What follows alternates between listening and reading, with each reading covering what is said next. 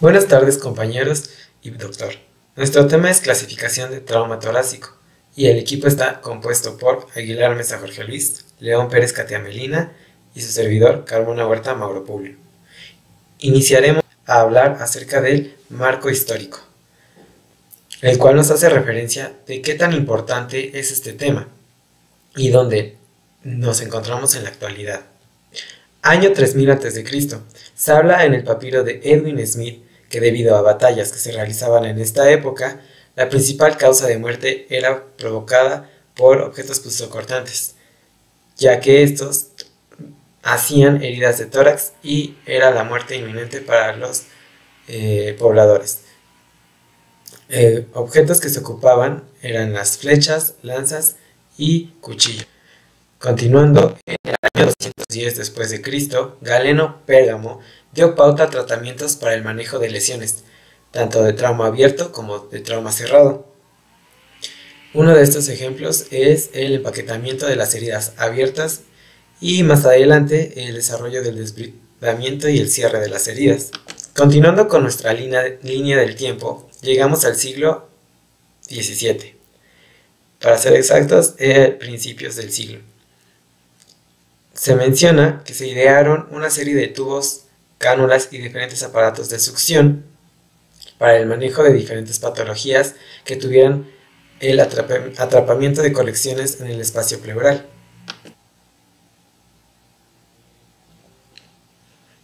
Durante el siglo XX se han desarrollado múltiples aportes para el manejo de los problemas que se presentan en el trauma de tórax.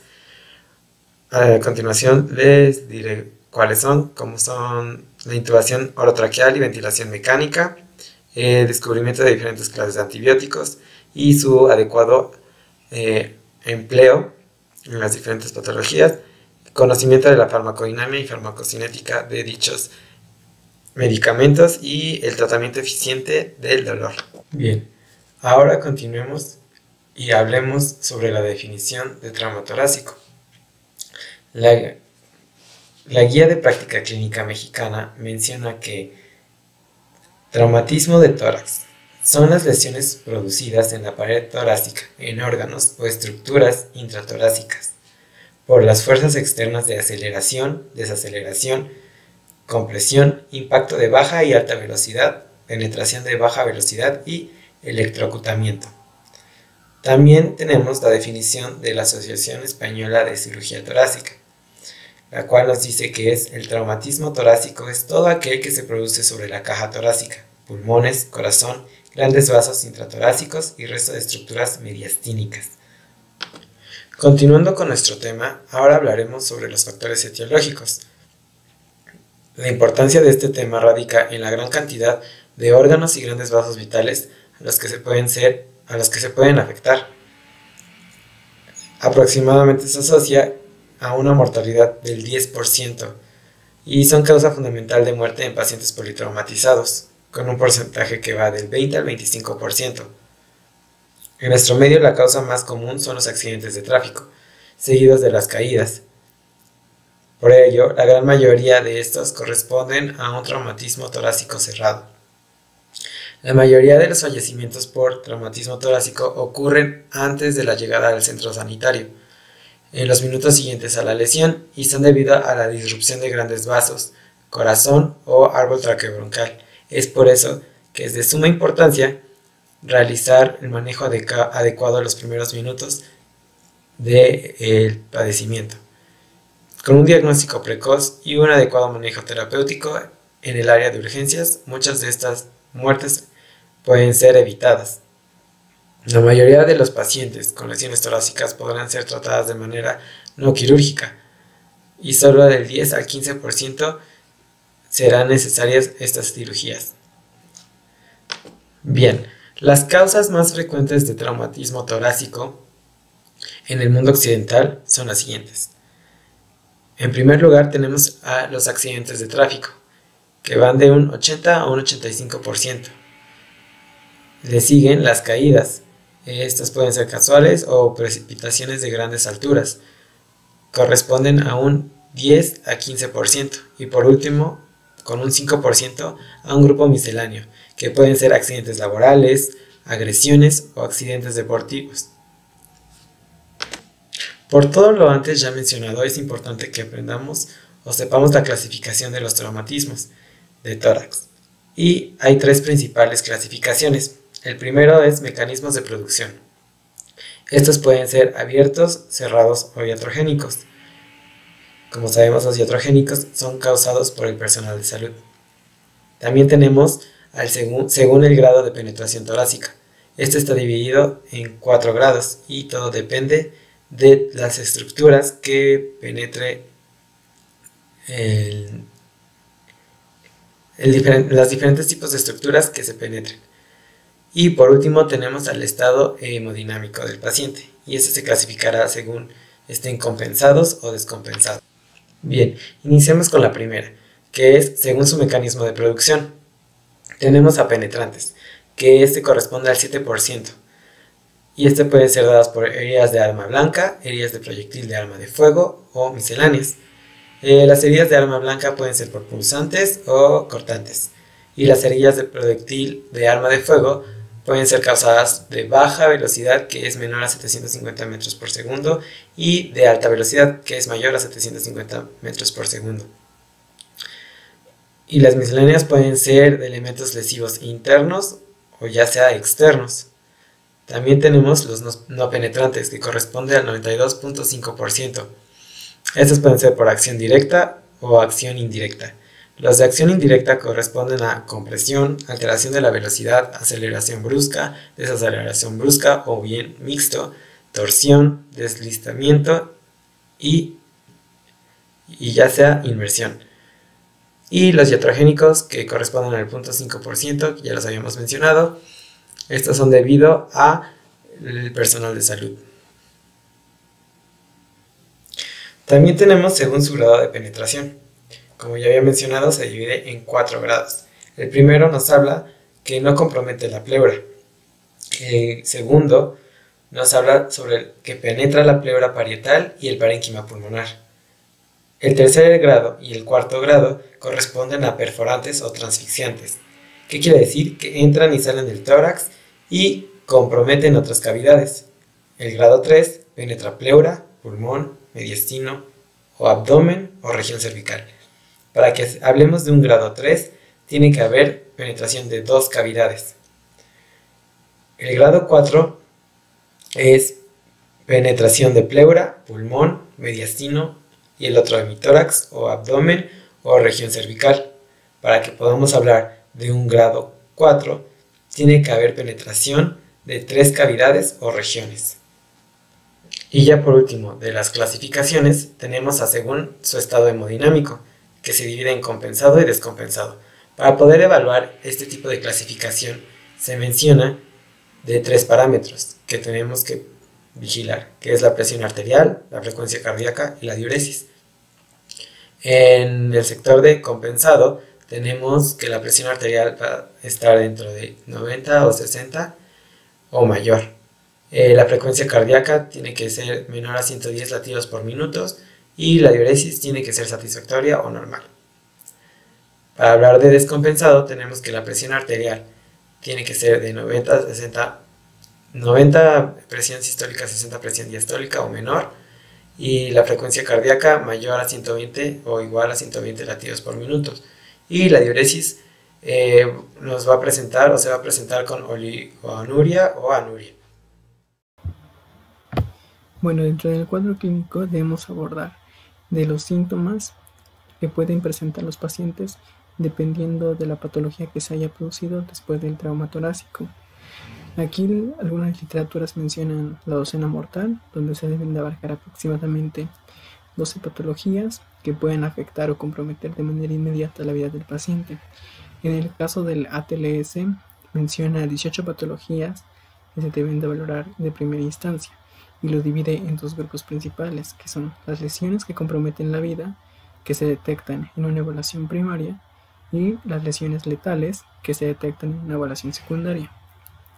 Dentro de la evaluación primaria tenemos principalmente la obstrucción de la vía aérea, ya que si hay compresión de la tráquea o de alguna estructura respiratoria que pueda alterar la respiración del paciente, se debe de valorar incluso una intubación en esta primera etapa.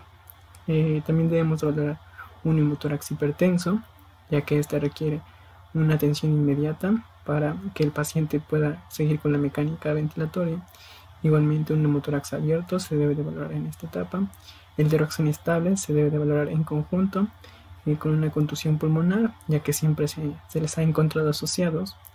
En el neumotórax masivo valoramos si hay algún tipo de sangrado que está generando la acumulación de sangre en la cavidad pleural que comprometa la respiración. Igualmente, un taponamiento cardíaco, de que si hay acumulación de sangre en la cavidad pericárdica, como tal puede comprometer la contracción cardíaca y así comprometer la vida del paciente.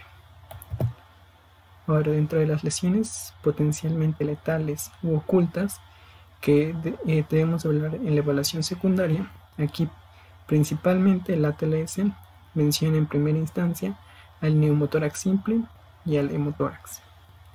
Ya después se menciona que se debe de valorar una contusión pulmonar, una lesión del árbol traqueobronquial, ya que aunque son raras, sí se menciona que pueden ser letales. Una lesión cardíaca, una ruptura aórtica, igualmente una laceración tanto diafragmática y esofágica se valoran en esta etapa.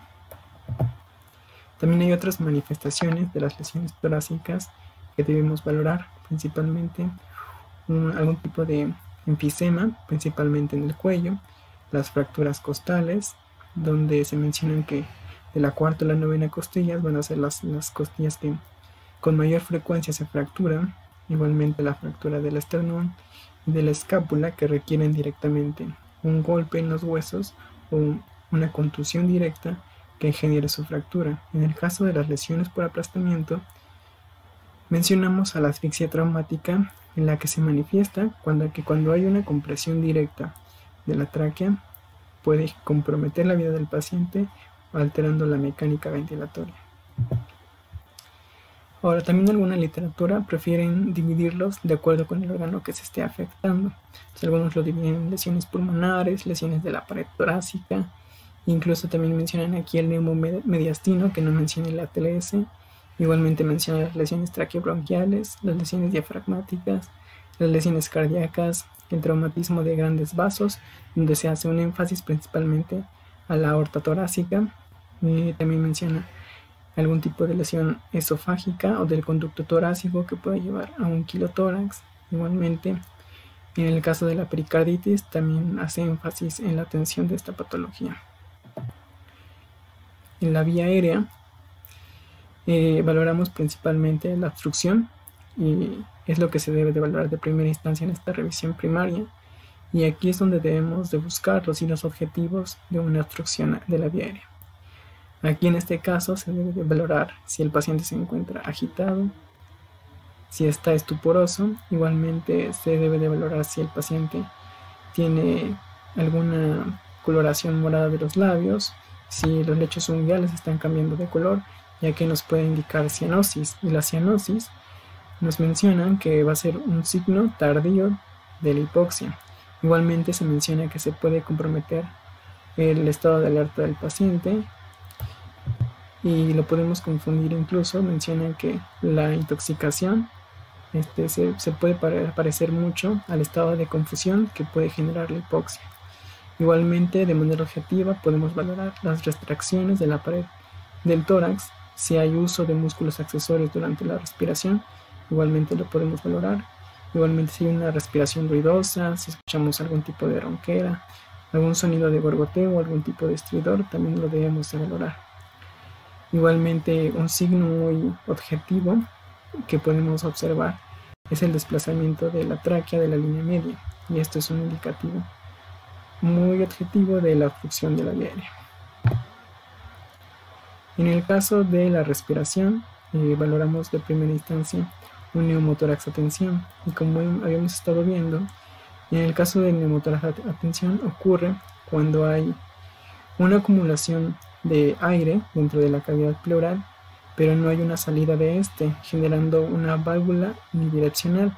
Entonces esto lo que ocasiona principalmente es un colapso del pulmón y un desplazamiento del hemitórax contrario. Se desplaza la tráquea, desplazamos incluso el mediastino, y esto es muy importante. En este caso, esto compromete de manera rápida tanto la ventilación como la circulación por la compresión del mediastino y de las estructuras vasculares que pueda estar comprometiendo. En este caso, todo este colapso pulmonar y mediastinal nos puede llevar a un shock obstructivo, y aquí principalmente porque altera la mecánica de contracción del miocardio y también disminuye el flujo venoso. Entonces, en este caso, el paciente, los signos clínicos que puede presentar principalmente es un dolor torácico, una dificultad respiratoria, una taquicardia, una hipotensión, una desviación de la tráquea. Igualmente, cuando auscultamos podemos encontrar ausencia de los ruidos respiratorios, y el hemitórax que se encuentra comprometido como tal no se ven los movimientos de la ventilación. Igualmente podemos observar cierta distensión de las venas del cuello. Y aquí es importante hacer el diagnóstico diferencial con un tamponade cardíaco, ya que los síntomas son muy parecidos. Igualmente nos mencionan que tenemos signos típicos de un neumotórax de atención. Dentro del principal es la hiperresonancia, la percusión o del timpanismo que podemos encontrar en el hemitórax afectado, la desviación de la tráquea que va en conjunto de la desviación del mediastino, y igualmente una ausencia de los ruidos respiratorios del hemitórax que se encuentra afectado.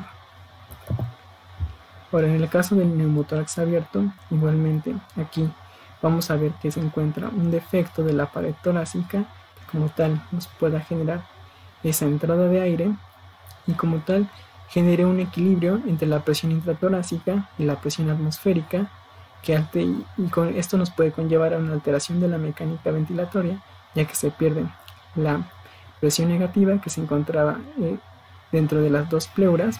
Y también aquí menciona que hay un signo característico, un ruido que se produce, que es la traumatopnea, que este ocurre cuando como tal entra aire durante la lesión de la pared torácica, y ese ruido que se produce se le conoce de esa manera.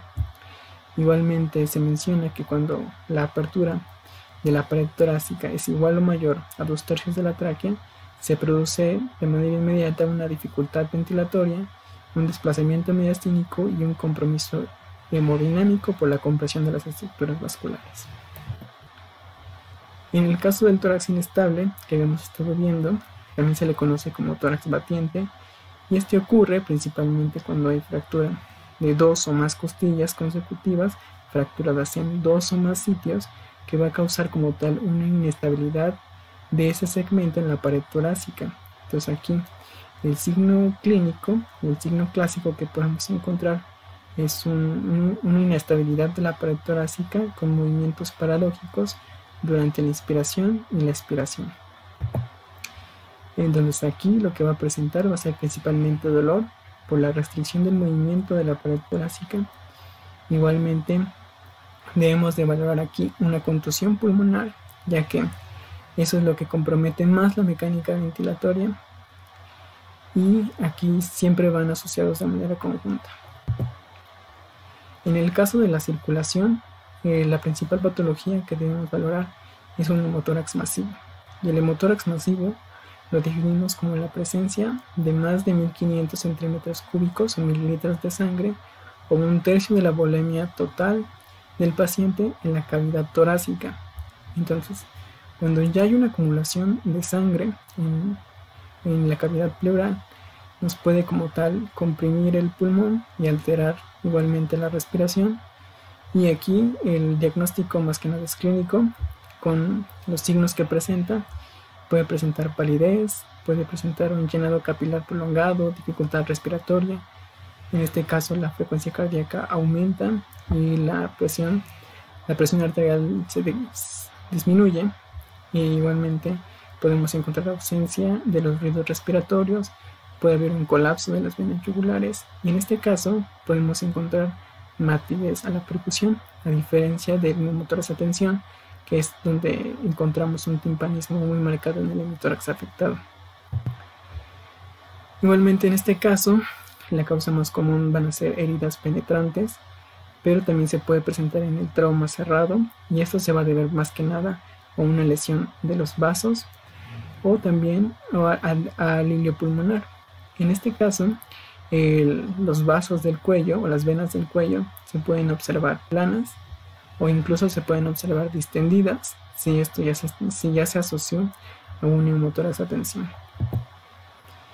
En este gráfico como tal lo que se hace es una comparación entre el hemotórax masivo y el neumotórax a tensión por ciertas características que comparten, pero también difieren en otras.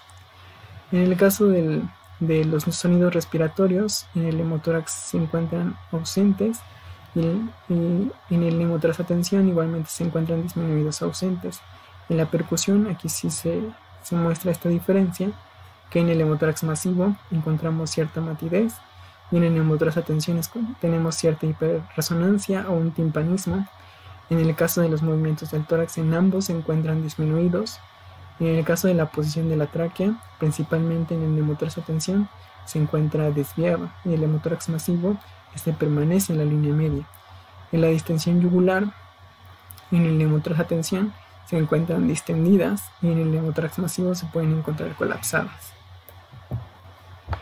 También otra patología que valoramos en la circulación es el taponamiento cardíaco, y aquí eso se va a deber más que nada a una presión intrapericárdica que se va a deber a la acumulación de sangre dentro del pericardio que puede comprometer la contracción del corazón. Y aquí valoramos principalmente la tríada de Beck, que son signos muy importantes que no se encuentran en todos los pacientes, sino se encuentran los tres de manera conjunta, pero sí se encuentran con cierta frecuencia y nos pueden ayudar al diagnóstico.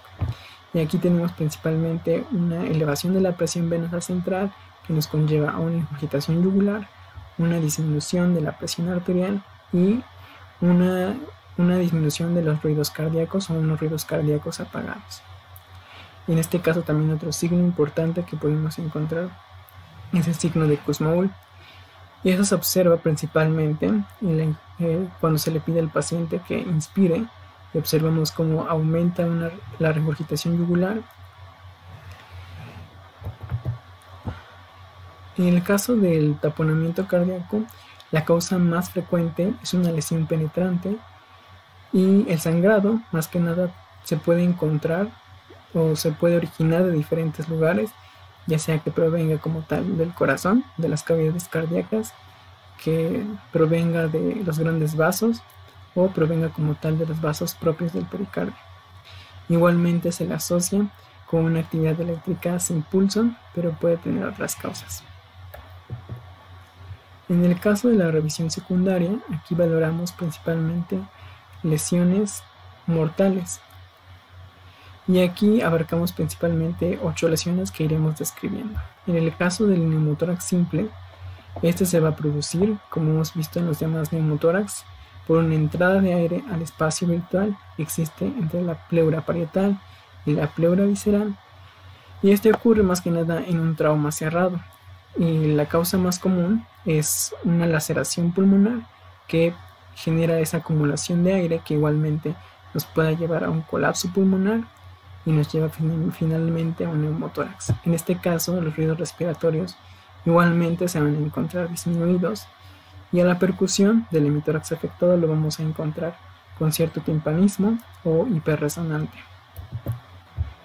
En el caso del hemotórax, esta diferencia del hemotórax masivo, como tal la acumulación de sangre no es tan significativa y lo definimos como la acumulación de menos de 1500 mililitros y se puede deber a una laceración propia del pulmón, a una ruptura de algún vaso intercostal o propiamente a una alteración o una ruptura de la arteria mamária interna. Igualmente aquí el sangrado se menciona que se puede autolimitar, que es lo más frecuente y no tiende a requerir una intervención quirúrgica, pero sí es importante como tal drenar esa sangre acumulada, ya que si se coagula y lo dejamos ahí nos puede generar un empiema y una infección que nos puede conllevar a más complicaciones. En este caso, si esa sangre o esa cantidad de sangre ya va más allá de los 1500 mililitros o como tal se drenan más de 200 mililitros por hora durante 2 a 4 horas, aquí ya puede requerir cirugía y podemos hablar ya de un hemotórax masivo. En el caso de la contusión pulmonar, esta es importante valorarla en conjunto con el tórax inestable, ya que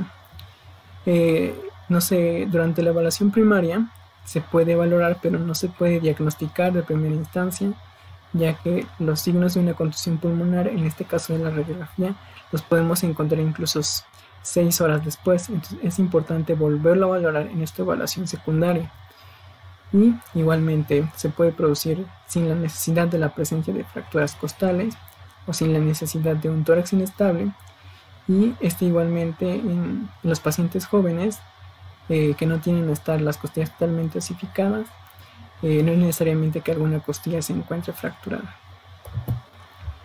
En el caso de la lesión traqueobronquial, aquí se mencionan que son muy raras, pero en caso de que se presenten pueden ser mortales. En la mayor parte de los pacientes que tienen una lesión traqueobronquial mueren en el lugar del accidente. Generalmente sucede en un trauma cerrado y generalmente la mayoría de las lesiones ocurren en la tráquea. Es por esto que se compromete mucho la vida del paciente, y como tal lo que se puede presentar es disnea, hemoptisis, un enfisema subcutáneo principalmente en el cuello, y igualmente se puede asociar un hemotórax de tensión.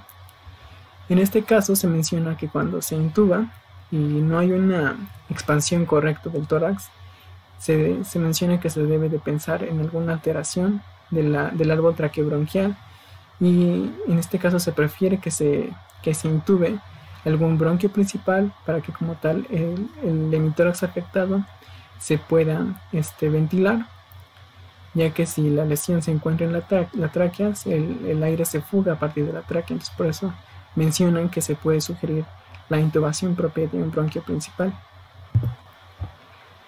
En este caso las lesiones cardíacas las divide en dos grupos: una lesión cardíaca cerrada, que se puede deber más que nada a una contusión propia del miocardio, o una lesión cardíaca penetrante, que ya puede ser originada ya sea por una arma blanca o por una herida por proyectil. En este caso se va a manifestar como una contusión del músculo cardíaco. Igualmente se puede presentar como una ruptura de una de las cavidades del corazón. Igualmente puede haber una trombosis de las arterias coronares o una ruptura de alguna de las válvulas. Igualmente aquí las secuelas que se pueden presentar va a ser principalmente hipotensión, pero se le asocia también a arritmias y algunas alteraciones del ritmo cardíaco, y también a otro tipo de alteraciones electrocardiográficas.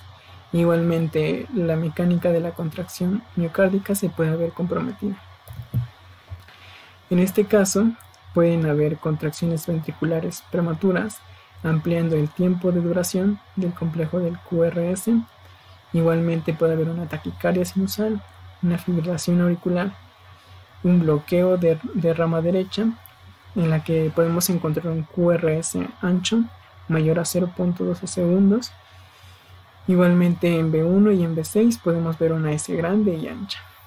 Igualmente se le ha asociado con alteraciones en el segmento ST. En este caso, las lesiones cardíacas penetrantes se pueden originar por dos principales mecanismos, ya sea una herida de arma blanca o un disparo por arma de fuego. En este caso, los síntomas que se van a presentar van a ser similares a un tampón de cardíaco, ya sea por la acumulación de sangre que se pueda generar en el pericardio, que nos pueda comprimir el corazón, y como tal alterar la mecánica de contracción del corazón, que puede impedir ya sea el llenado diastólico. Y casi siempre el ventrículo derecho es el más afectado, ya que es el que se encuentra de manera más anterior, y es importante que se valore en esta etapa.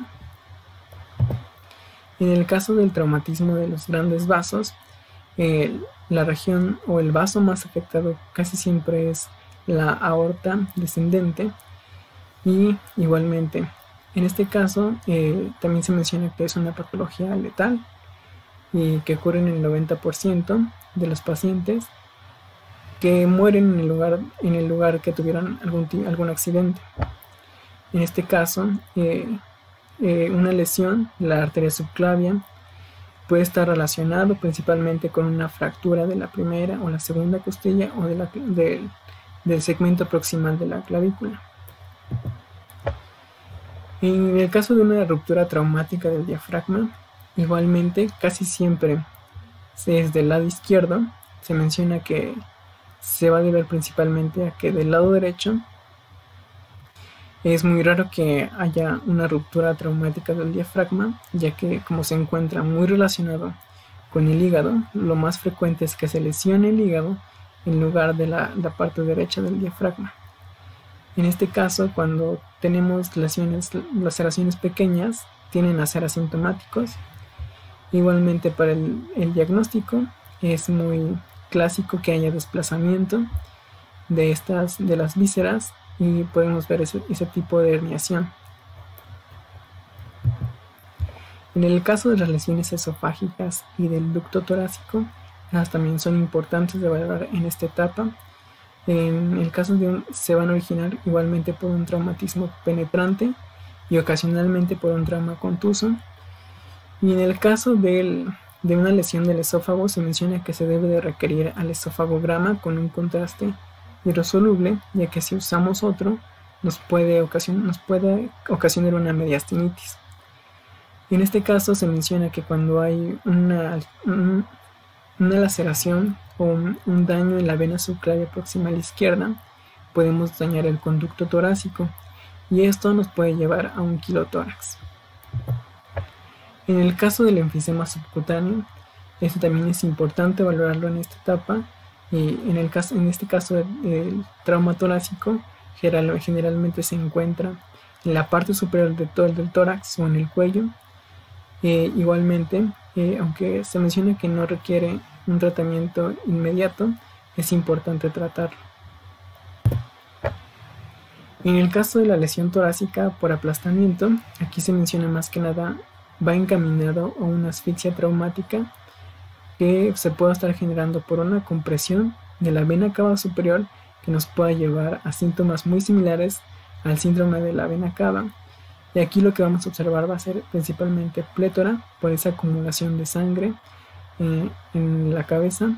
Igualmente podemos ver petequias en la parte superior del torso, en la cara, en los brazos. E igualmente ya de manera más prolongada, si se permanece esta compresión de la vena cava superior, incluso podemos ver un edema o un edema cerebral. En el caso de las fracturas de las costillas, aquí el ATLS lo divide en 3 grupos, que son las costillas superiores, que es de la primera a la tercera, que esta como tal se fracturan con menos frecuencia, principalmente por su relación con otros músculos y con otros huesos. En este caso su relación con la cintura escapular, con la clavícula y con los huesos del húmero. Se menciona que les confiere cierta protección que disminuye la presencia de fracturas. En este caso las costillas medias, que van de la cuarta a la novena, son las que con mayor frecuencia se fracturan en un trauma cerrado. Y en el caso de las fracturas bajas de las costillas, que van de la 10 a la 12ª costilla, estas generalmente cuando se lesionan, igualmente debemos valorar si hay un daño en el hígado o un daño en el vaso. Aquí, como tal, cuando hay una fractura, se va a alterar la motilidad o la movilidad del tórax. Igualmente se va a presentar dolor, va a dificultar la ventilación. Igualmente va a haber un dolor localizado y también el dolor a la palpación y la crepitación son muy importantes para el diagnóstico. En el caso de las fracturas del esternón y la escápula,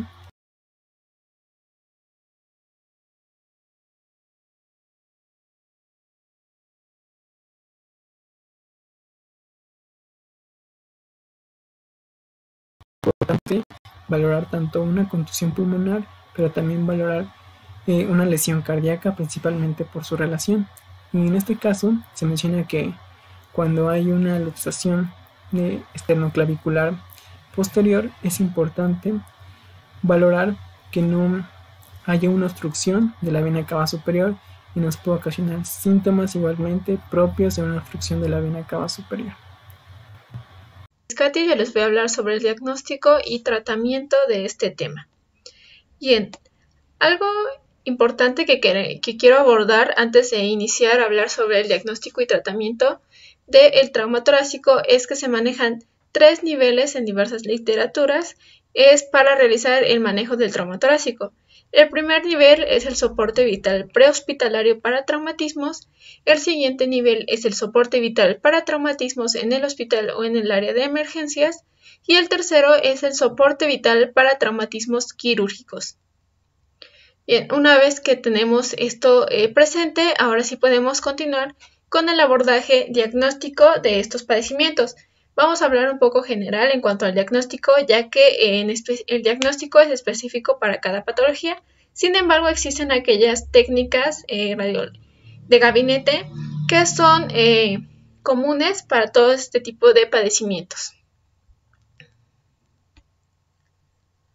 Bien, en la atención hospitalaria de primer nivel o en las directrices que maneja el sistema ATLS, se manejan estos 3 parámetros como complementos a la revisión primaria dentro del trauma.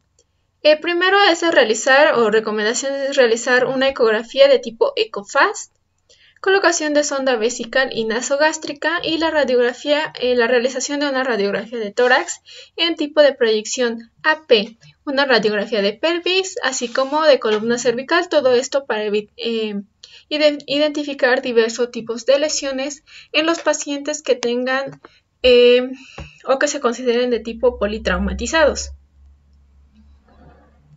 Y ya para continuar con el abordaje de las técnicas diagnósticas para la cuantificación de lesiones, aquí tenemos dos métodos que son muy importantes para considerar el abordaje de diagnóstico del trauma torácico.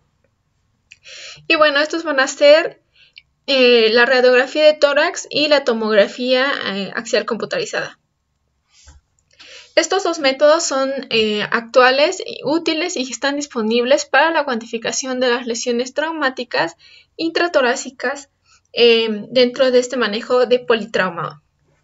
Hablando ya sobre la radiografía simple, la radiografía simple es una herramienta de diagnóstico de primera línea que nos va a proporcionar información adicional en el diagnóstico y la evaluación de las lesiones torácicas. Y bueno, ahora hablando sobre la tomografía axial computarizada, la tomografía computarizada de tórax es que, una de las ventajas, como podemos analizar aquí en esta tabla, en la cual nosotros quisimos enfocarnos a dar esta comparación entre radiografía de tórax y tomografía. ¿Cuáles son las ventajas y cuáles son las desventajas de cada uno de los métodos? ¿Cuál es más útil? ¿Cuál nos sirve más para todo este diagnóstico del trauma?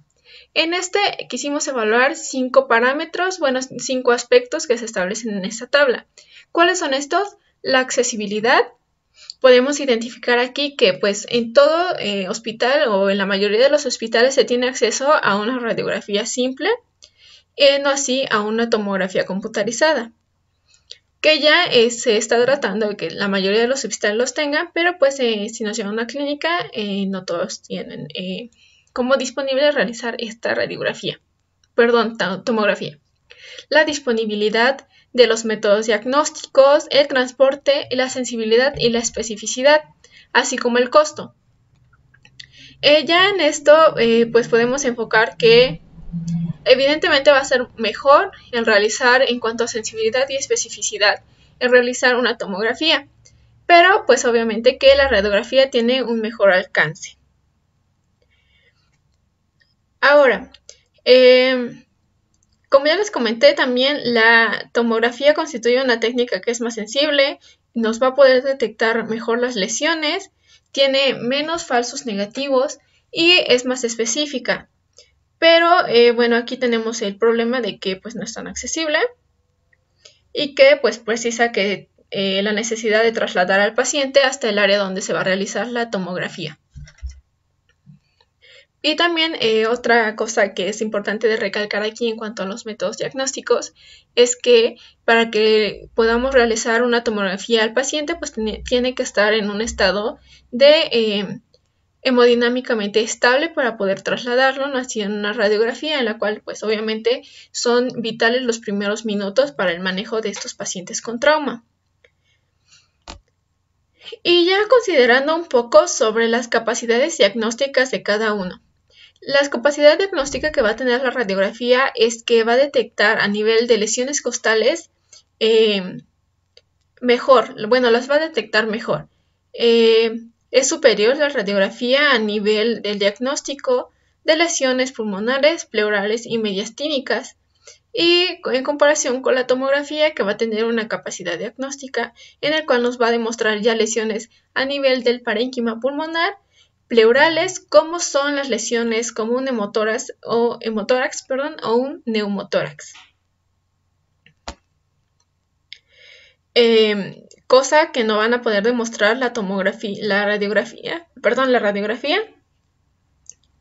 Y también otras de las lesiones que va a demostrar la tomografía son lesiones cardíacas que no se diagnostican habitualmente con una radiografía, y bueno, también lesiones a nivel mediastínico.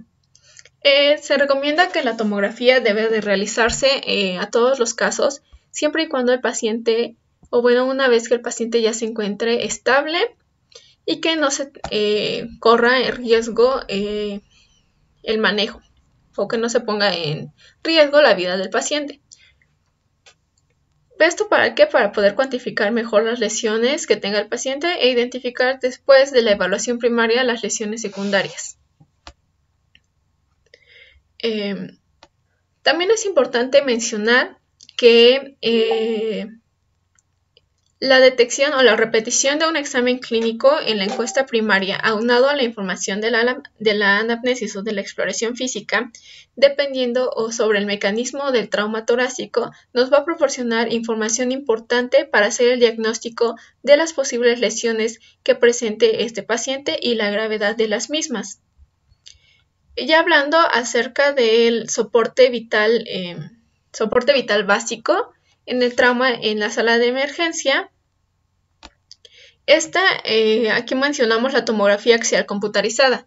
La tomografía axial computarizada la vamos a realizar cuando no se puede definir adecuadamente el tipo de lesión y cuando no es en una radiografía. Hablando de la ecografía torácica como un método diagnóstico para el trauma, este va a ser un método que muestra una sensibilidad equivalente y también de especificidad con la radiografía para hacer un diagnóstico de neumotórax, y que una de las ventajas que tiene la ecografía torácica es que es un método no invasible, tiene suma confianza, pues se puede aplicar a diferentes partes del cuerpo, como son abdomen, tórax, para evaluar el espacio subdiafragmático, donde se incluyen también el hígado, órganos como el vaso, páncreas, el espacio retroperitoneal, el riñón y el diafragma. Otra de las ventajas que tiene la ecografía torácica es que va a permitir la detección de pequeñas colecciones de líquido a nivel del espacio pleural y pericárdico, cosa que no se puede observar en una radiografía simple de tórax. Entonces, ¿cuáles son las aplicaciones principales de una ecografía torácica en el traumatismo torácico? Que nos va a permitir realizar la exclusión del derrame pleural y pericárdico, evaluar hallazgos en el espacio subdiafragmático y otros órganos que no nos va a permitir realizar una radiografía simple de tórax, y detectar pequeñas colecciones de líquido en el espacio pleural. Y también en esta diapositiva incluimos al drenaje con tubo torácico. Más que ser un método diagnóstico, ya se maneja como un método terapéutico, y va a ser necesario cuando tengamos un neumotórax con una cantidad relevante que pueda alterar la ventilación mecánica de nuestro paciente. Y bueno, aquí volvemos a tener el esquema de los niveles de atención en el trauma torácico, solo para recalcarlos e ir desglosando cada uno de ellos y saber cómo actuar en cada uno. Primero, debemos de considerar la atención hospitalaria. La atención hospitalaria, según las pautas que maneja la TLS, se debe de realizar el manejo o la evaluación mediante el ABCDE, una evaluación primaria, la resucitación simultánea del paciente y posteriormente realizar una evaluación secundaria para hallazgos que no pongan en riesgo la vida del paciente. Comencemos a hablar sobre la A en cuanto a airway, o vía aérea con protección cervical. ¿Cuál es una de las principales finalidades de realizar la evaluación de airway? Primero es mantener una columna cervical inmovilizada manualmente. Esto porque la mayoría de los pacientes, hasta no descartar lo contrario, debemos de sospechar de una lesión cervical. Otra cosa que se debe de realizar es mantener la vía aérea permeable con maniobras básicas o específicas en caso de que el paciente presente obstrucción. Y esto nos lleva a que en este nivel de parámetro de airway nosotros debemos de examinar la existencia de lesiones o obstrucciones por cuerpos extraños o comprobar si el paciente presenta algún tipo de lesión faríngea. Esto nos permite comprobar también o nos obliga a examinar el nivel de voz, el tono de voz y la presencia de estridor, lo cual nos va a orientar acerca de la presencia de un cuerpo extraño. Cuando el paciente presente lesiones a nivel de cuello, es muy probable que esta vía se vea afectada. Continuando con este manejo, en cuanto a vía aérea, se maneja que debemos de utilizar la cánula Mayo en aquellos pacientes que se encuentran inconscientes, esto para tener un check en airway. También se recomienda el oxigenar al paciente con mascarilla de alto flujo de oxígeno alrededor de 10 a 15 litros por minuto. Y bueno, ya en casos más avanzados o casos más graves en los cuales el paciente requiera el manejo de una vía aérea avanzada, como son el uso de tubo endotraqueal, mascarilla laríngea o el uso de un combitubo. Todos estos dispositivos y realizar estas técnicas de soporte de vía aérea avanzada van a depender de la disponibilidad que nosotros tengamos y de la destreza que tenga el paciente que esté examinando el personal que esté evaluando a nuestro paciente. Continuando con este también manejo, debemos de considerar que en caso de que ninguna de estas maniobras realizadas para mantener una vía aérea adecuada, una última técnica que tenemos es el de realizar una punción cricotiroidea en caso de que pues no podemos tener acceso o estabilizar al paciente. Continuando con B de ventilación, breathing, en este caso es importante evaluar los escenarios clínicos que el paciente presente para considerar el tipo de manejo de la ventilación que nosotros vamos a dar. ¿Cuáles son estos dos escenarios clínicos que podemos tener? Uno, que el paciente mantenga una ventilación espontánea efectiva. En este caso, el manejo adecuado debería ser oxigenación. Cuando el segundo escenario se presente en el cual el paciente no presente una ventilación espontánea efectiva, se debe de realizar el manejo con una vía aérea avanzada. ¿Cuál es esta vía aérea avanzada? El asistir a ventilación con una frecuencia respiratoria de 10 por minuto. ¿Por qué se maneja este parámetro? Esto es principalmente para evitar que el paciente presente o que nosotros conllevemos a hiperinsuflar e hiperventilar al paciente, conllevando a complicaciones más graves. Y bueno, ¿qué es lo que tenemos que evaluar en estas lesiones? Pues obviamente para evaluar la respiración tenemos que manejar los movimientos respiratorios, la frecuencia respiratoria, así como su ritmo y la presencia de cianosis, parámetros que nos van a orientar a que no está a la estabilidad del paciente a nivel ventilatorio. Debemos de descartar en este nivel clínicamente la presencia de lesiones que requieran de un tratamiento inmediato, como son la presencia de tórax inestable, neumotórax a tensión o de un hemotórax masivo. En un momento vamos a hablar un poco de cómo se debe de realizar el manejo de cada una de estas. Y es que ante sospecha de que el paciente presente un neumotórax a tensión, El manejo que se recomienda es realizar una descompresión inmediata por punción con aguja, o cuando se tenga la sospecha de que el paciente tiene un neumotórax abierto. El principal tratamiento o el manejo que se da prehospitalario es el aplicar un parche con 3 puntas para que se observe la evolución de un neumotórax abierto hacia un neumotórax a tensión. Esto para dar un manejo ya a nivel hospitalario. Otro de los aspectos importantes a manejar a nivel de ventilación es que no se recomienda la asistencia de ventilación con mascarilla o ambú en este tipo de pacientes debido a que existe un alto riesgo de aspiración.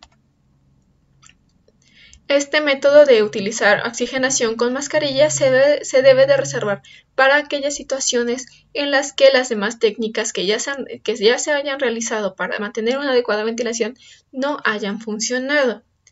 Otro aspecto importante y en el cual se debe de enfatizar es que no se recomienda la inmovilización del tórax con vendajes.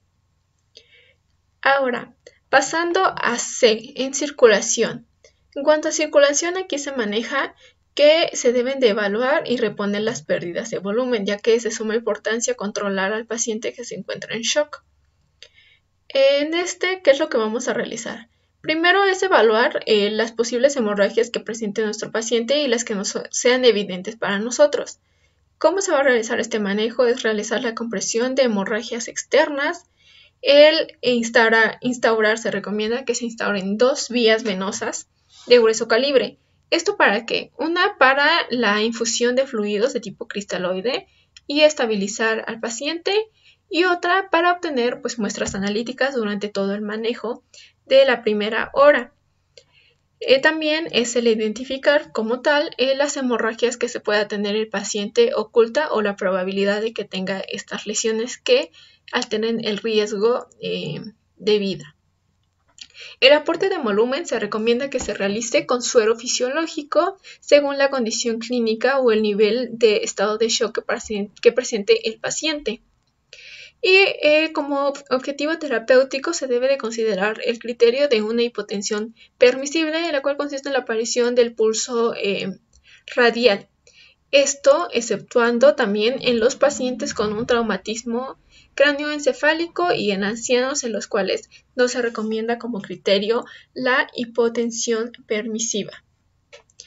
Evidentemente, en este nivel de circulación va a ser importante el controlar las hemorragias externas con compresión directa, como ya se mencionó. Es uno de los principales manejos en cuanto a circulación. Y bueno, cuando se tenga también la sospecha en estos pacientes con alteración del estado hemodinámico a nivel de circulación, es que si tenemos un paciente que tenga o que nosotros tengamos la sospecha clínica de un tamponamiento cardíaco, debemos de considerar como manejo el realizar una pericardiocentesis como medida, esto exclusivamente en aquellos pacientes que se encuentren en un estado agónico. De lo contrario, debemos de esperar hasta un nivel hospitalario a que se evalúe mejor la estabilidad del paciente ya con métodos diagnósticos como es una ecografía o una radiografía. Por último, en esta diapositiva queremos resaltar la evaluación del déficit neurológico o que forma parte de la evaluación ABCDE. ¿Cómo vamos a evaluar el estado neurológico? Esto va a ser el determinar el nivel de conciencia mediante el uso de la escala de coma de Glasgow y evaluar el tamaño y la respuesta pupilar que tenga el paciente. Así como también debemos de considerar en todo este manejo inicial o primario la prevención de isquemia y la prevención de que el paciente tenga un aumento a nivel de la presión intracraniana. ¿Cómo vamos a lograr esta prevención?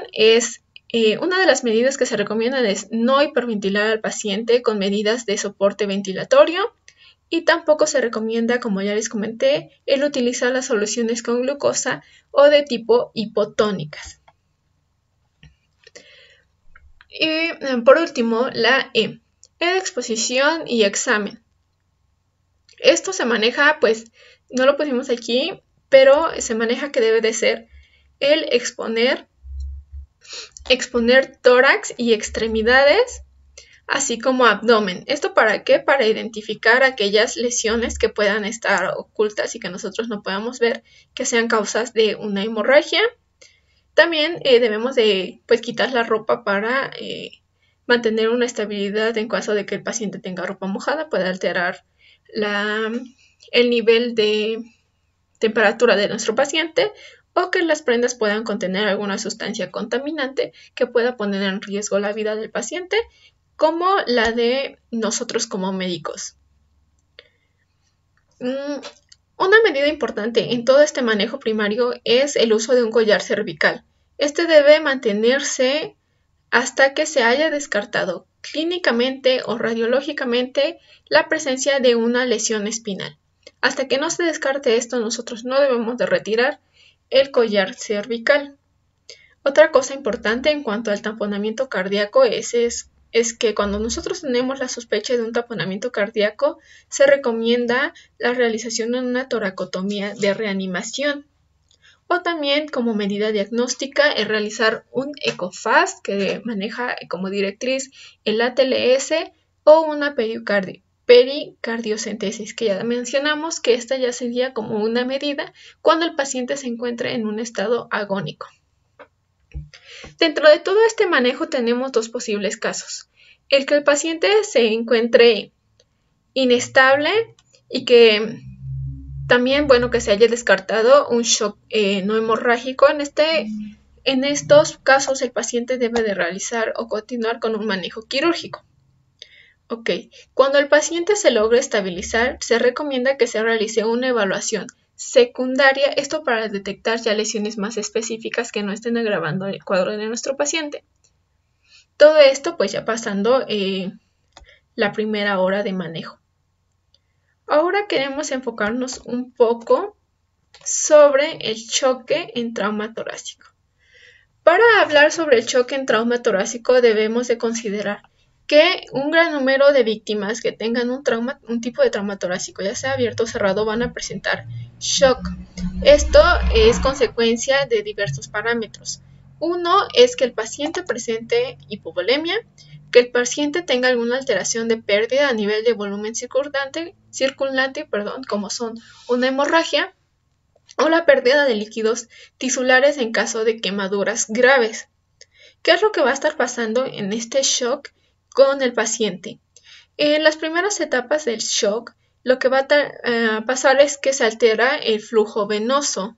El flujo venoso del corazón, lo que conocemos como precarga. Esta precarga se va a reducir debido a que existe una pérdida de líquido a nivel circulante, lo que a su vez nos va a llevar a que se ocurra una disminución a nivel del estiramiento del músculo cardíaco, alterando así la contracción de los ventrículos derecho e izquierdo.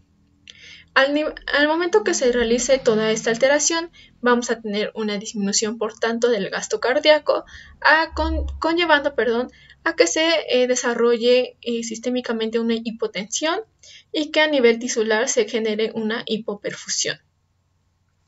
Una vez que tenemos todos estos mecanismos desencadenados por un shock en el trauma, el cuerpo va a estar esforzándose por mantener un volumen circulante normal, al querer mover líquido de los tejidos a los vasos sanguíneos, aumentando así la frecuencia cardíaca debido a la activación de diversos sistemas como es el sistema nervioso simpático y reduciendo los efectos inhibitorios que tiene a nivel principalmente de vasoconstricción, del lecho esplécnico y a nivel arterial periférico. Otro punto importante que debemos de comentar en el shock en trauma torácico es a nivel celular. A nivel celular, lo que va a estar pasando es que la célula presenta cierto grado de hipoxia debido a toda esta alteración hemodinámica. Esta alteración o esta hipoxia que presenta la célula se va a ver compensada con un metabolismo de tipo anaeróbico. Y como sabemos, esta respiración de tipo de metabolismo anaeróbico incrementa la producción de ácido láctico, lo que va a conllevar a que nuestro paciente presente una acidosis de tipo metabólica, agravando aún más el cuadro respiratorio. ¿Por qué es importante considerar el shock o el shock hemorrágico en nuestros pacientes? Bien, porque se considera que hay alrededor o que la pérdida de sangre promedio en una costilla fracturada es alrededor de 150 mililitros, siendo así una importante pérdida dependiendo de las fracturas que se presenten, las cuales son muy comunes en este tipo de traumatismos. Y la otra es el hemotórax. En el hemotórax la pérdida que puede llegar a tener un paciente es alrededor de 2 a 2.5 litros o más. Entonces, pues sí es muy importante considerar o saber cómo vamos a realizar todo este manejo. Bien, y para considerar este manejo debemos de conocer los indicadores de hipoperfusión que nos van a indicar que el paciente se encuentra en shock. ¿Cuáles son estos indicadores? Uno o los dos principales pues son que el paciente presente hipotensión y taquicardia. Otros parámetros o indicadores que también nos indican hipoperfusión son la presencia de oliguria, retraso en el llenado capilar, una alteración a nivel sensorial y un incremento en la producción de ácido láctico, lo cual a nivel de pruebas biométricas o de laboratorio nos va a dar un lactato elevado, así como una saturación de oxígeno disminuida. ¿Cuál es el objetivo de realizar un manejo y un tratamiento adecuado de shock? Uno es restaurar de forma inmediata el volumen sanguíneo circulante con una adecuada ventilación o un adecuado transporte de oxígeno. El principal objetivo y el que se maneja aquí en nuestra diapositiva es el alcanzar una presión arterial de 90 milímetros de mercurio. Siempre evidentemente considerando o manejando un control de los parámetros de frecuencia cardíaca, de presión arterial, tiempo de llenado capilar, de frecuencia respiratoria y del estado neurológico. En el objetivo de la presión arterial sistólica, algunas bibliografías manejan que se debe de estabilizar alrededor de 90 a 110 milímetros de mercurio. Obviamente esto va a depender del médico tratante o bueno, de las pautas que se establezcan. ¿Cuál es otro parámetro que debemos de considerar aquí y que nos maneja? Si nosotros no podemos estabilizar al paciente a nivel hemodinámico, la recomendación actual es de realizar una cirugía precoz, la cual va a estar dirigida a controlar todo ese sangrado en forma transitoria. Obviamente considerando los niveles de hemorragia antes de entrar a una cirugía. Primero en el manejo del shock vamos a encontrar el oxígeno suplementario que va a ser de 10 a 15 litros por minuto. Aquí es importante recalcar que últimas bibliografías, últimos artículos manejan que no es tan recomendable el usar oxígeno suplementario mayor a 10 a 15 litros por minuto debido a que el uso de este va a incrementar la mortalidad de los pacientes en días posteriores. Entonces aquí sí debemos de considerar todas estas nuevas pautas. Otro manejo pues evidentemente va a ser la infusión de cristaloides, 2 litros de cristaloide como son solución Hartmann o solución Ringer lactato. El manejo del dolor y si el paciente es politraumatizado y tiene algún tipo de fractura se recomienda estabilizar e inmovilizarlas para dar un manejo adecuado. Ahora sí, ya hablando un poco sobre la atención, el manejo del dolor. El manejo del dolor es muy importante para estabilizar al paciente debido a que el dolor puede afectar la expansión de la pared torácica e impedir que el paciente tenga un adecuado intercambio gaseoso, una adecuada ventilación. Y también el que el paciente presente dolor puede disminuir el volumen corriente, incrementar la tos y esto puede darnos origen a una posible complicación como es una neumonía nosocomial en los días posteriores que se encuentre hospitalizado. ¿Cuál es el manejo farmacológico que se recomienda para el dolor? Es el administrar de 4 a 8 miligramos de morfina o de 50 a 200 microgramos de fentanilo cada 30 minutos. Evidentemente, para realizar el manejo del dolor se debe de reevaluar constantemente y garantizar que nuestro paciente se encuentre en una analgesia adecuada. Otro de los métodos actuales que se maneja para el control del dolor en este tipo de pacientes es el utilizar analgesia epidural temprana, pues sin embargo está a expensas al tipo de paciente que tengamos y la experiencia del médico tratante. Bueno, ya hablando en cuanto a las actitudes en la cirugía del trauma torácico, ¿qué actitudes debemos de tener? Es importante manejar dos parámetros. La restauración de las vías respiratorias y la seguridad en la ventilación pulmonar son primordiales, así como la estabilidad cardiovascular, para después considerar evaluar que el paciente ingrese a cirugía. Evidentemente esto va a depender de la exploración física y del juicio que tenga el médico tratante. Todo esto para realizar decisiones terapéuticas, como son realizar una traqueotomía, un drenaje torácico, que es el drenaje torácico es uno de los manejos principales en todos estos aspectos de traumatismo torácico, ya sea abierto o cerrado, así como realizar una pericardiocentesis o una toracotomía de emergencia. Por eso es muy importante considerar cuáles son las indicaciones. Ahora, es muy importante hablar de esto, que en las bibliografías se maneja que del 75 al 85% de todos estos traumas torácicos se van a solucionar con algunas maniobras básicas o con procedimientos quirúrgicos menores. Uno de los principales es el drenaje pleural. Sin embargo, también se maneja la toracocentesis, el uso de pericardiocentesis, que algunos de estos ya son como medidas más extremas, como es el realizar una cricotiroidotomía cuando no se ha podido dar un soporte ventilatorio adecuado, o el realizar una traqueostomía. Y aquí, bueno, dejamos por último a la realización de ventana shifopericárdica, debido a que algunas literaturas ya manejan que el usar este método ya no es tan útil debido a que presenta mayores complicaciones con los beneficios. Es mejor realizar ya una ecocardiografía que una ventana shifopericárdica, y esto ya se utiliza solo en medidas extremas o en indicaciones específicas.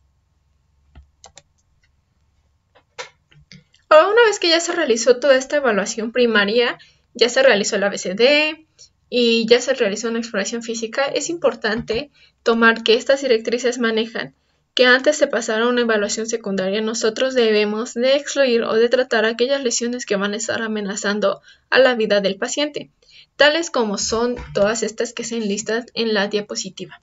¿Cuáles son estas? Pues obviamente son la obstrucción de la vía aérea, neumotórax a tensión, hemotórax abierto, el tórax inestable o la presencia de un taponamiento cardíaco. Todos estos son medidas que nosotros debemos de identificar y de tratar eficazmente.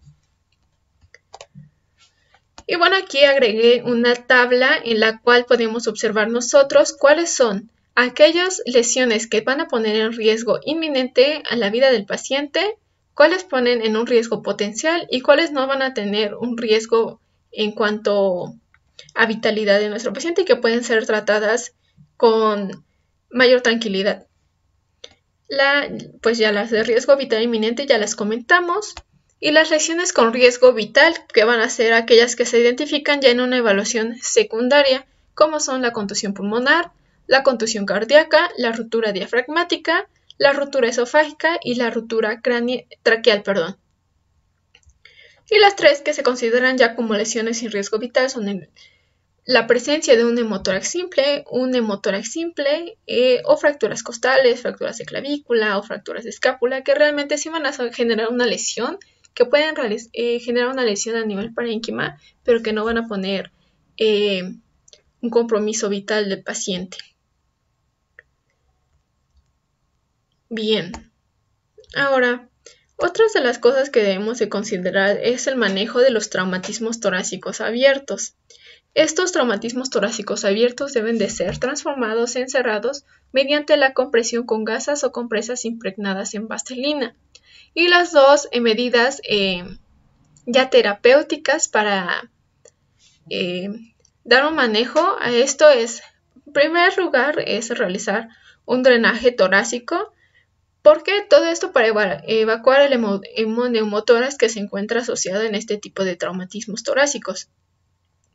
¿Cuál va a ser la finalidad o cuál va a ser la concepción del utilizar un drenaje pleural?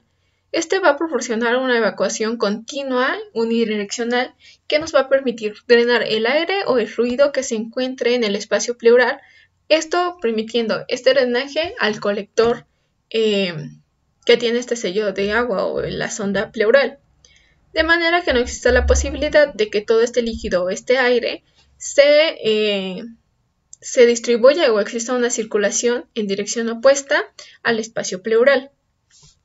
El objetivo del drenaje torácico, del drenaje pleural, es, ya como lo comenté, evacuar el aire y el líquido. Y que principalmente, y por el cual se usa, es que nosotros queremos lograr una reexpansión de los pulmones completa para que se dé una adecuada ventilación y un adecuado intercambio gaseoso, que es una de las principales clínicas que presentan todos estos pacientes.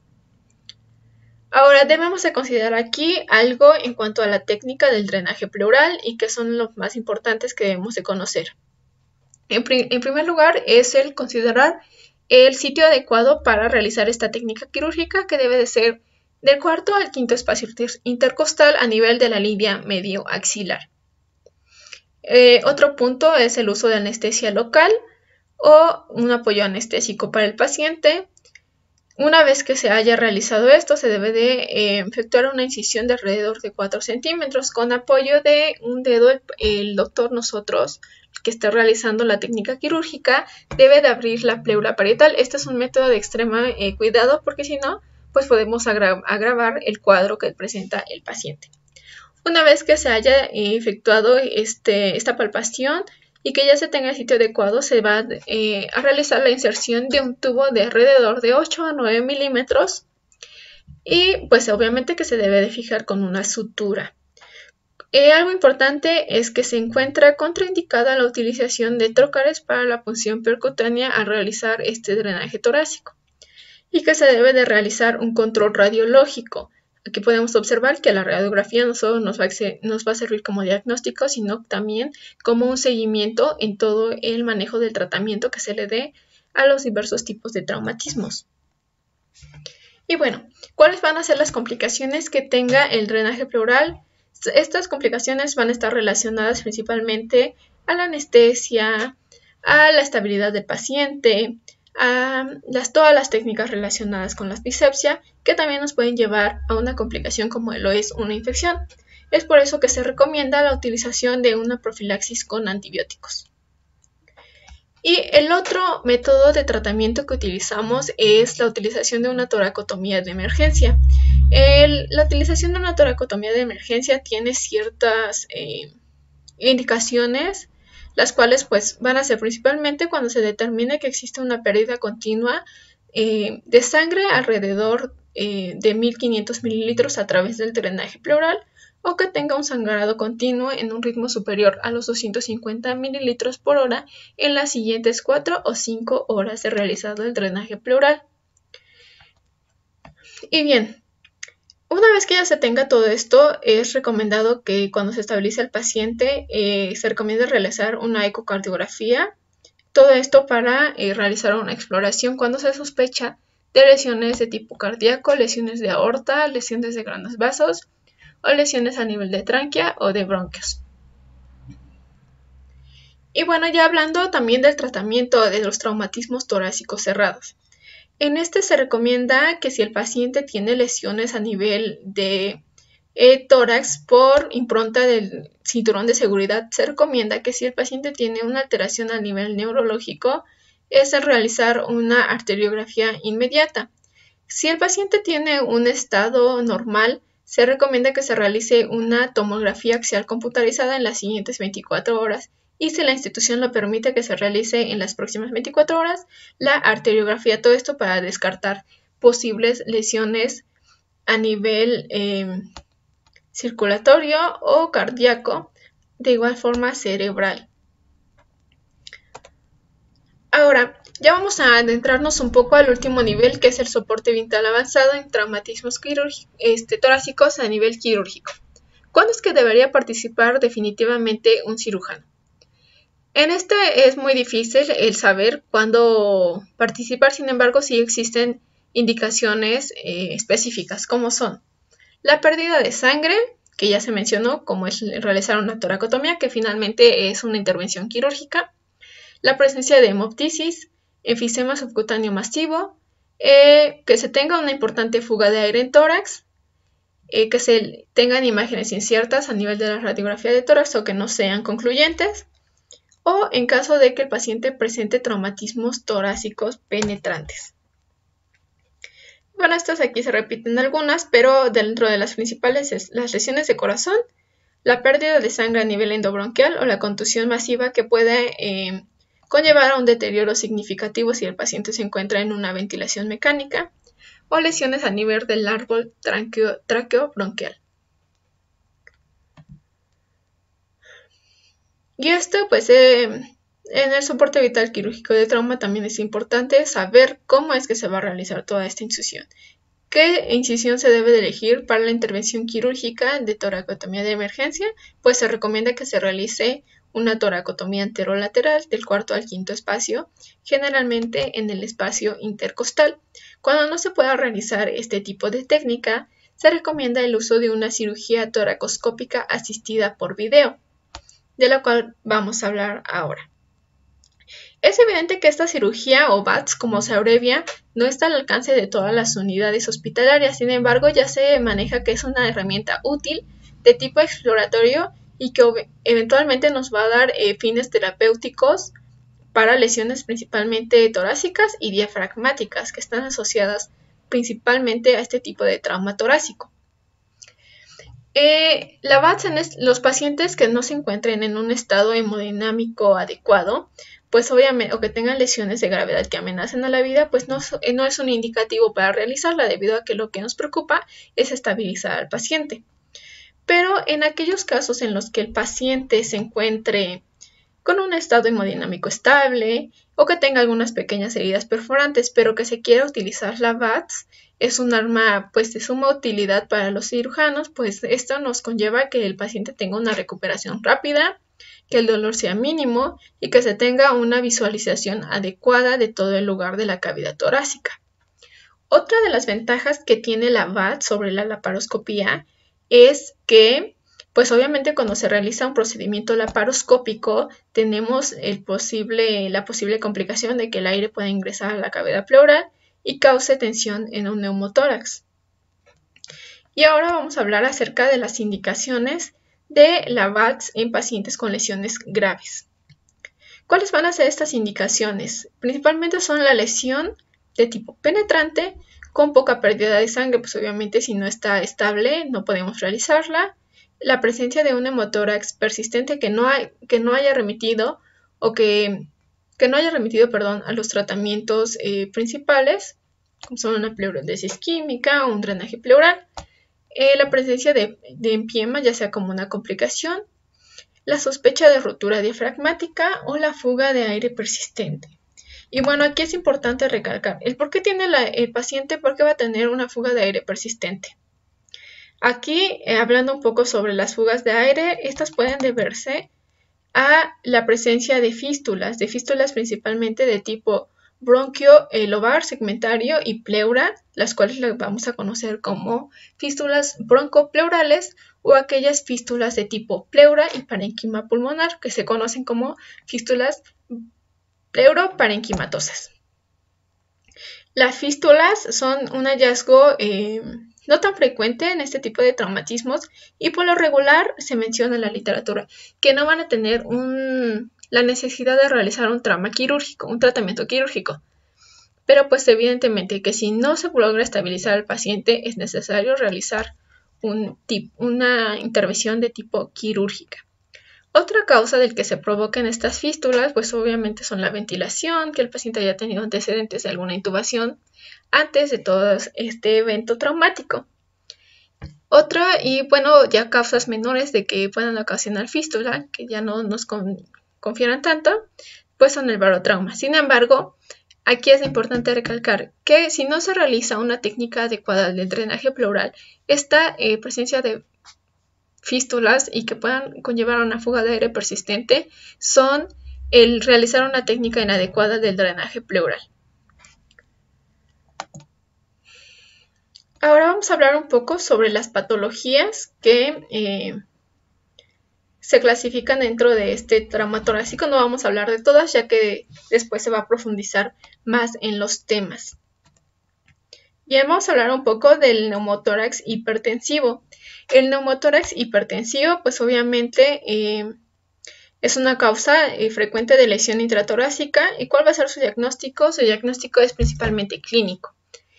El diagnóstico clínico, ¿cuáles van a ser los síntomas que presenta el paciente? Pues obviamente es disnea, y a esta disnea progresiva se van a ir aunando otros parámetros como son la desviación de la tráquea hacia el lado opuesto al neumotórax, disminución en la ausencia de ruidos respiratorios, abolición de las vibraciones vocales o la presencia de hipersonoridad en la percusión de la exploración física.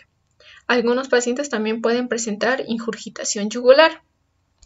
Dentro de los parámetros radiológicos que vamos a observar para el diagnóstico de este neumotórax hipertensivo es la presencia de la línea de la pleura visceral con ausencia de trama vascular periférica. De igual forma podemos encontrar desplazamiento del mediastino hacia el lado contralateral por todo este mecanismo fisiopatológico del neumotórax hipertensivo que, recordemos, actúa como una válvula unidireccional. Y también los pacientes pueden llegar a presentar efisema subcutáneo, como es el caso de este paciente que se muestra en la radiografía. Para tratamiento del neumotórax hipertensivo es principalmente la descompresión inmediata, es decir, la liberación de este aire que está ocasionando una compresión a nivel de toda esta trama vascular, mediante la utilización de un catéter con una aguja de 14 gauge en el segundo espacio intercostal de la línea medioclavicular. Una vez que se realice esta descompresión, se recomienda la colocación de un drenaje pleural. Otra de las patologías que no son de importancia es las fracturas costales. Si bien no ponen en riesgo la vida del paciente, pues sí son muy comunes.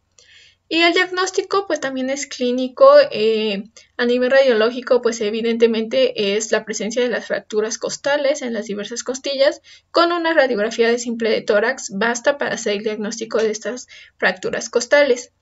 Algo importante en cuanto a las fracturas costales es identificar la presencia de lesiones asociadas a todas estas fracturas, como son la rotura de grandes vasos o la lesión de parénquima pulmonar si se encuentra en la rotura en los primeros arcos costales, qué estructuras pueden estarse afectando. Y el tratamiento de las fracturas costales se basa en tres pilares principales. Uno va a ser el manejo del dolor o la analgesia mediante el uso de analgésicos orales o parenterales, bloqueo de nervios intercostales, el uso de analgesia con catéter o ya técnicas más avanzadas como la estimulación eléctrica nerviosa transcutánea. Todos estos tratamientos pues también van a depender de la accesibilidad que tenga la red hospitalaria. Bien, esto va a ser todo en cuanto a fracturas costales. Ahora pasemos un poco a tórax inestable. Tórax inestable. El tórax inestable ya sabemos cómo se va a definir. Lo vamos a definir, recordemos, como un movimiento paradójico de un segmento del tórax debido a las múltiples fracturas costales de 3 o más fracturas en 2 o más costillas a la longitud de todas estas y que impliquen también o que puedan alterar la unión condrocostal. Esto nos va a llevar a que se produzca la formación de una placa inestable en el tórax, que pues evidentemente van a dar origen a esto característico que es la respiración paradójica. El diagnóstico es clínico y los pacientes presentan principalmente insuficiencia respiratoria, siendo el tratamiento principal pues la estabilización de ventilación del paciente y si el paciente lo requiere puede llegar hasta una intubación. ¿Cuáles van a ser los datos que vamos a observar nosotros en una radiografía de tórax y en una tomografía axial computarizada? Lo que vamos a observar pues es evidente los focos de fractura en las múltiples costillas, la existencia de lesiones asociadas, como son la contusión pulmonar, neumotórax y hemotórax, o también la contusión pulmonar. Sabemos que la contusión pulmonar está frecuentemente asociada a un neumotórax, a un tórax inestable, y la característica radiológica que va a tener una contusión pulmonar es la presencia de infiltrados algodonosos. Ya nosotros sabemos cómo clasificamos a la contusión pulmonar dependiendo de los tercios de campo pulmonar que esté afectando. Y bueno, la TAC nos va a servir más que nada para observar áreas de lesión a nivel parenquimatoso y la localización y magnitud específica de las lesiones que estén acompañando al tórax inestable.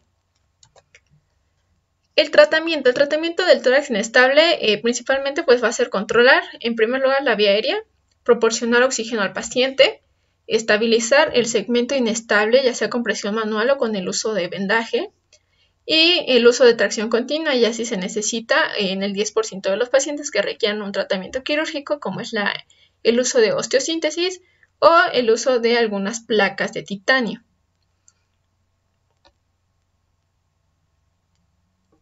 Ahora, hablando sobre el hemotórax.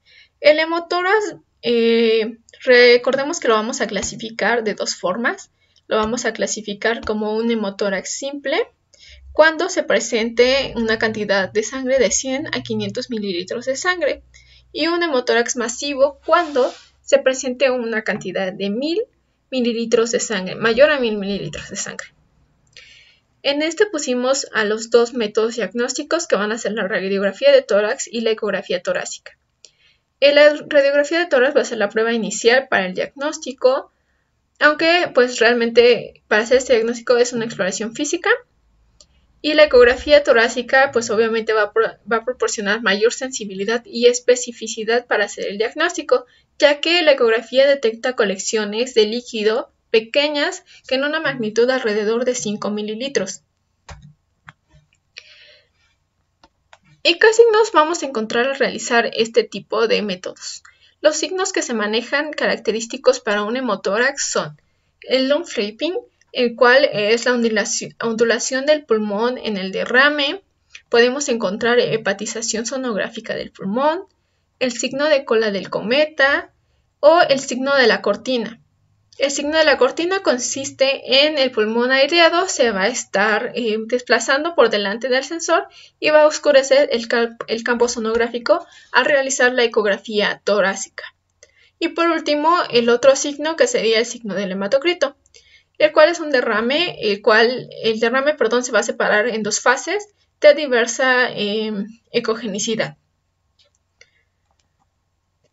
Y el tratamiento principal para un hemotórax pues es, como ya les comenté, el uso de un drenaje pleural, así como la reposición de volumen, ya que si tenemos una pérdida significativa de sangre, pues el paciente va a estar inestable.